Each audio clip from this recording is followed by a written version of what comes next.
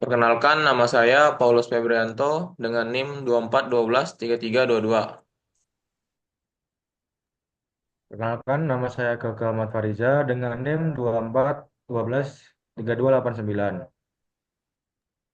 Perkenalkan, nama saya Arya Robi Adiaksa dengan NIM 24 12 32 75. Politik.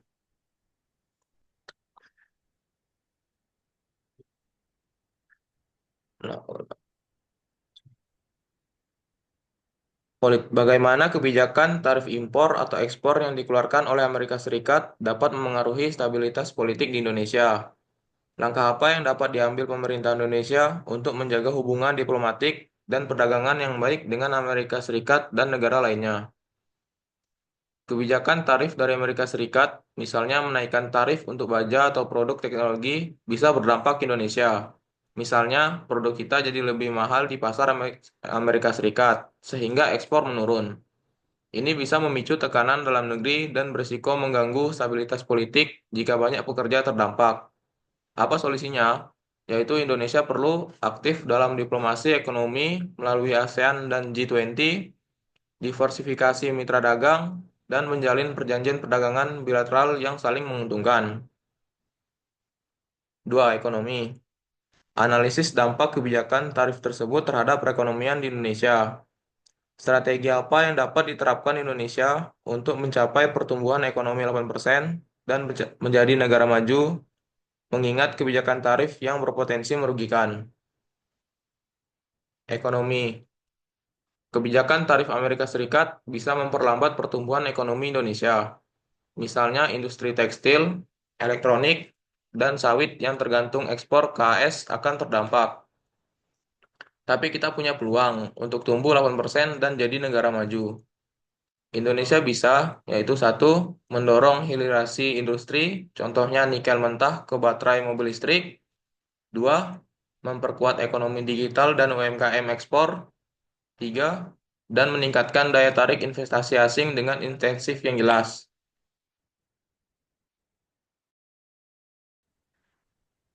Selanjutnya nomor 3, sosial. Analisis bagaimana kebijakan tarif dapat mempengaruhi kesejahteraan masyarakat di Indonesia. Program sosial apa yang dapat diimplementasikan untuk mengurangi dampak negatif dari kebijakan tersebut? Kenaikan tarif bisa memicu PHK dan pengangguran yang berdampak kesejahteraan masyarakat. Maka, pemerintah harus siapkan satu, program pelatihan ulang atau reskilling untuk pekerja. Dua, bantuan sosial tepat sasaran. Tiga, subsidi UMKM untuk tetap tumbuh dan ekspor ke pasar baru. Dengan begitu, masyarakat tetap tangguh menghadapi tekanan global. Selanjutnya, teknologi. Pertimbangkan bagaimana kebijakan tarif dapat mempengaruhi inovasi dan adopsi teknologi di Indonesia.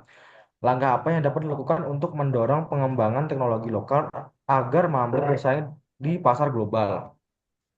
Tarif Amerika Serikat bisa jadi hambatan impor komponen teknologi, tapi justru ini bisa memacu kemandirian teknologi lokal. Langkah yang bisa dilakukan Indonesia, pertama, mendanai riset dan inovasi lokal. Kedua, mendorong startup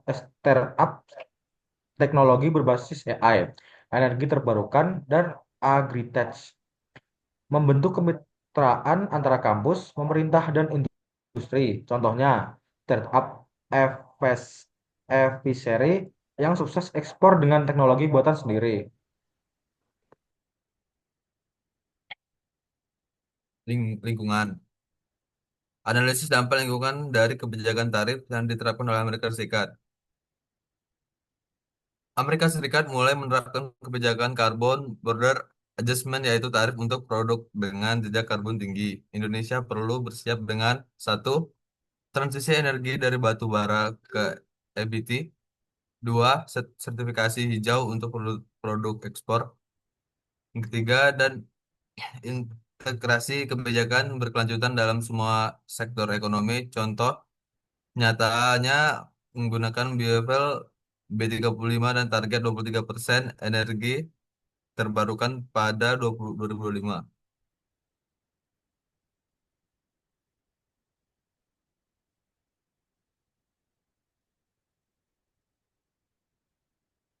Hukum tinjau aspek hukum dari kebijakan tarif yang diberlakukan oleh Amerika Serikat.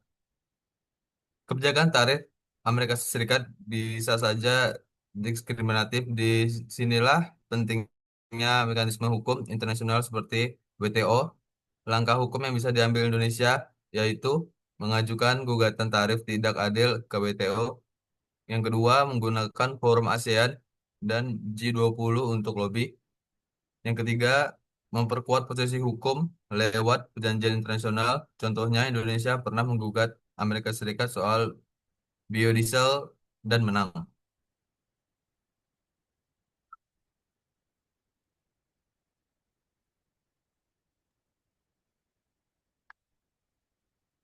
Penutup rekomendasi strategis. Jadi, apa yang harus dilakukan Indonesia? Yaitu diversifikasi pasar ekspor dan produk bernilai tambah, percepat hilirisasi industri dan transformasi digital, lindungi pekerja melalui reskilling dan jaring sosial, dorong teknologi lokal dan energi bersih, aktif di forum internasional untuk melindungi kepentingan nasional, dan dengan langkah strategis ini, Indonesia bisa merespon tantangan global dan tetap di jalur menuju negara maju. Sekian presentasi dari kelompok kami. Saya Paulus Febrianto ucapkan terima kasih.